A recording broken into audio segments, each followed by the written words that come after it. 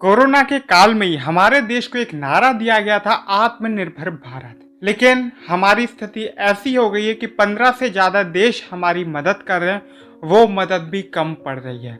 उसके बाद भी लाखों लोग तड़प रहे हैं और मौतें हो रही हैं हमारे देश में रोजाना।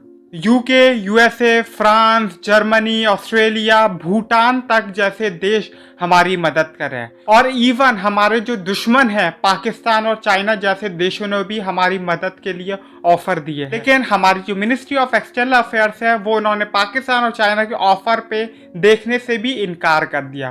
पाकिस्तान का एक फाउंडेशन है जिसने एक एनजीओ है जिसने हेल्प ऑफर किया कि वह अपनी सारी एम्बुलेंस इंडिया की तरफ भेजेगा अगर वो उन्हें क्लियरेंस मिल जाए तो। उसी के साथ साथ चाइना के बारे में कई एक्सपर्ट्स ने यह भी कहा है कि चाइना ऐसा देश है जो इंडिया की सारी डिमांड पूरी कर सकता है एट प्रेजेंट में। उन्हें मतलब सारी वैक्सीन प्रोवाइड करा सकता है, सारे मेडिकल इक्विपमेंट्स प्रोवाइड करा सकता है। कई लोगों का ये कहना कि अगर गवर्नमेंट हेल्प ले लेती है तो ये जो हमारी गवर्नमेंट या हमारी एक पॉलिटिकल पार्टी उसका जो कोर इशू है राष्ट्रवाद का, उस पे ठेस पहुंचेगी। इस टॉपिक पे हम बात नहीं करेंगे। इस टॉपिक पे स्टोरी सिर्फ ब्रीफ में इस पूरे टॉपिक को फीचर किया, तो इस वीडियो को आप देख लीजिएगा। लेकिन यूएसए के एक एडवाइजर है डॉक्टर रूशिया, उन्होंने ये कहा है कि जो वर्ल्ड है वो लेट हो गया इंडिया की हेल्प करने के लिए। उन्होंने अपने स्टेटमेंट में यूके, यूएसए और भूटान का कंपैरिजन भी किया कि जो अमीर देश है उनकी रिस्पॉन्सिबिलिटी ज़्यादा होनी चाहिए, क्योंकि हम कई बार ये देखते हैं कि गरीब देश भी इतना कर देता है, जैसे कि भूटान कोई ज़्यादा अमीर देश नहीं है, लेकिन यूके, यूएसए भी एक अमीर देश होने के बावजूद भी इतना नहीं कर पाते। इस टॉपिक में भी हमने स्टोरीज इन ब्रीफ में बात की थी कि उन्होंने क्यों कहा कि वर्ल्ड जो है वो लेट हो गया इंडिया की हेल्प करने से। आज के टॉपिक में जो हम सबसे बड़ी बात करेंगे वो यूपी गवर्नमेंट की बात करेंगे। गवर्नमेंट कोई भी हो सारी फेल होती हुई नजर आ रही है, लेकिन इस हफ्ते या 15 दिन बाद अगर बात करूं तो इंडिया के अंदर जो वर्स्ट स्टेज पे कोई अगर राज्य खड़ा होगा तो वो महाराष्ट्र नहीं, वो उत्तर प्रदेश खड़ा होगा। उत्तर प्रदेश का जो सबसे बड़ा रीजन है वो उधर की सरकार है। उधर की सरकार सारे आंकड़े छुपा रही है और जो लोग मीडिया रिपोर्टिंग कर रही है उस पे तक पाबंदियां लगाई जा रही है। लाशों को छुपाने के लिए टिन की दीवारें कब्रिस्तानों और शमशानों से ढकी जा रही हैं। कई पॉलिटिकल एनालिस्ट का यह मानना है कि इस वक्त भी जो सारे वो क्राइसिस से ज्यादा इमेज की ज्यादा फिक्र कर रही है। मतलब उन्हें इमेज की ज्यादा फिक्र है, अपनी लोग भाड़ में जाए या मर दे रहा है। नवजोत ढैया इंडियन मेडिकल एसोसिएशन की, उन्होंने ये कहा है कि जो सबसे बड़ी जिम्मेदारी है, जो सबसे बड़ा जिम्मेदार है इस पूरे देश में कोरोना की सेकेंड वेव का, तो वो खुद प्रधानमंत्री नरेंद्र मोदी है। इलेक्शन कमीशन भी एक बहुत बड़ा जिम्मेदार है हमारा कि कैसे मद्रास हाई कोर्ट ने इलेक्शन कमीशन के खिलाफ ही मर्डर का चार्ज लगा दिया। और जब हम यूपी गवर्नमेंट की बात कर ही रहे हैं तो यूपी गवर्नमेंट ऐसा नहीं है कि सिर्फ यूपी गवर्नमेंट में केस ही, गुजरात सरकार भी, गुजरात मॉडल एक बहुत ही फेल मॉडल नजर आया है।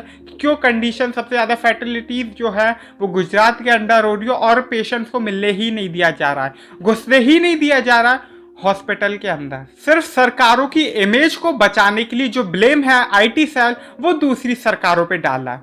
जैसे कि आपने एक पोस्ट जरूर देखा होगा कि उद्धव ठाकरे और अरविंद केजरीवाल का, कि महाराष्ट्र सरकार और दिल्ली सरकार को पैसे दिए गए थे प्लांट बनाने के लिए, ऑक्सीजन प्लांट बनाने के लिए, लेकिन उन्होंने कोई प्लांट नहीं बनाए। बल्कि रियलिटी तो ये थी कि ये सारे जो प्रोजेक्ट थे वो केंद्र सरकार के थे, ना कि दिल्ली और महाराष्ट्र सरकार के। लेकिन ये फेक न्यूज बहुत ही लार्ज स्केल पे शेयर की जा रही है, जब कंगना रनौत जैसे प्रो भक्त खुद इसे शेयर कर रहे हैं। लेकिन मेरे ख्याल से ट्विटर और इंस्टाग्राम या फेसबुक है वो इस पे बात नहीं करेगा। आपने हाल ही में पढ़ा ही होगा कि कैसे रिजाइन मोदी कई दिनों से, बल्कि मैं कहूँ कई हफ्तों से नंबर 1 पे ट्रेंड कर रहा है। लेकिन उसके बाद हमारा जो फेसबुक है वो रिजाइन मोदी के सारे हैशटैग को डिलीट कर देता है और वो ये कहता है कि ये गलती से हो गया। यूपी में योगी आदित्यनाथ की जो इमेज है वो इस वक्त बहुत बुरी बन चुकी है। बंगाल में तो खैर इलेक्शन थे, लेकिन यूपी में भी पंचायत के चुनाव थे।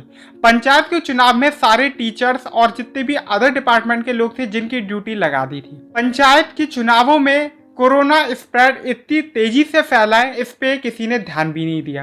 इलाहाबाद हाई कोर्ट ने कई सारी फटकारें लगाई है, कई सारे स्टेटमेंट पास किए कि 14 घंटे का इमीडिएट लॉकडाउन लगना चाहिए यूपी के अंदर। इलाहाबाद हाई कोर्ट ने यह भी कहा कि टीचर्स को आपने क्या सोच के भेज दिया। इलाहाबाद हाई कोर्ट ने वीकेंड कर्फ्यू को एक्सटेंड कर दिया और क्या आप जानते हैं कई टीचर्स की डेथ भी हुई है सिर्फ इलेक्शन ड्यूटी करने के बाद। मतलब इन पॉलिटिशियंस के लिए कई टीचर्स जो हमारे भविष्य को निहारते हैं वो बलि चढ़ रहे हैं। योगी आदित्यनाथ की जो सरकार है उसके खिलाफ कई सारा आउटरीच पब्लिक में देखने को मिल रहा है, क्योंकि वो एक्शन ही कुछ ऐसे ले रही है। कई जगहों से ऐसी तस्वीरें आ रही है कि एक जो माँ है वो ऑक्सीजन ले रही होती है, लेकिन जो पुलिस है वो ऑक्सीजन का सिलेंडर खींच के या फिर मैं कहूँ छीन के ले जाती है।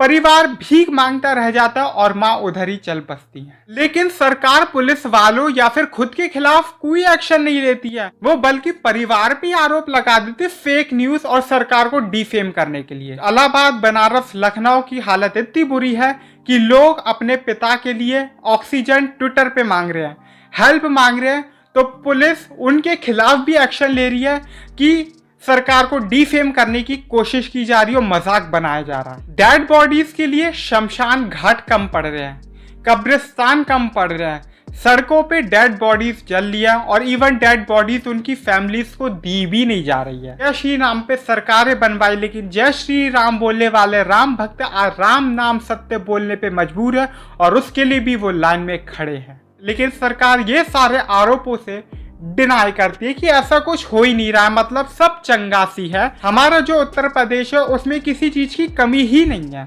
लेकिन हालांकि जिस वक्त ये वीडियो शूट हो रहा है, आज ही मैं सुबह गया था पता करने के लिए, इंक्वायरी करने के लिए कि क्या 1 मई से 18 से ऊपर वालों को टीका लगेगा। जो वैक्सीनेशन सेंटर मेरे नियर में था, एक में तो आज वैक्सीन ही नहीं आई और दूसरे में पता चला वो बंद था, ताला लगा था। एग्जाम्पल और मैं देना चाहूंगा, Shashank Yadav need oxygen cylinder as soon as possible, और वो टैग करते हैं सोनू सूद को। लेकिन सोनू सूद का पता नहीं रिप्लाई आया कि नहीं आया, लेकिन नीचे अमेठी पुलिस का ये रिप्लाई आता है कि आप फेक न्यूज मत फैलाइए, नहीं तो आपके खिलाफ कार्रवाई की जाएगी। और ये ऐसा एक केस नहीं, ऐसे हजारों केस है जिनके खिलाफ पुलिस कार्रवाई कर रही है, FIR कर रही है, और रियलिटी जब तक पता चलती है तो किसी के घर में से कोई चल बसा होता है। ये रियलिटी है। अगर आपके घर में किसी को कोई फोन नहीं आया तो मैं कहता हूँ आप बहुत ही भाग्यशाली हो, आप बहुत ही लकी हो। लेकिन ये हर घर में, मेरे घर में भी एक ये डेली रूटीन सा है कि रोज कई फोन आते हैं कि आज इसकी डेथ हुई है, आज इसकी डेथ हुई है। रोज डेथ की खबर सुनने को मिल रही है। इसके पीछे जो सबसे बड़ा जिम्मेदार है वो गोदी मीडिया है, क्योंकि गोदी मीडिया ने कभी सवाल पूछा ही नहीं। सवाल पूछा अपोजिशन है तो वो उल्टा अपोजिशन से पूछते थे कि जब आपकी सरकार थी तो आपने क्या किया।